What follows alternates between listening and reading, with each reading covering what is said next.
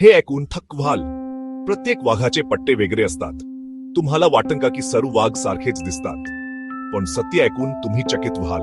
माणसांच्या बोटांच्या ठशांप्रमाणे प्रत्येक वाघाच्या पट्ट्यांचा नमुना वेगळा असतो. होय, हे अगदी खरं आहे. जगात दोन वाघ असे सापडणार नाहीत ज्यांच्या पट्ट्यांची रचना पूर्णपणे सारखी असेल. इतकंच नाही, वाघाचे पट्टे फक्त केसांवरच नाहीत तर त्याच्या त्वचेवरही असतात.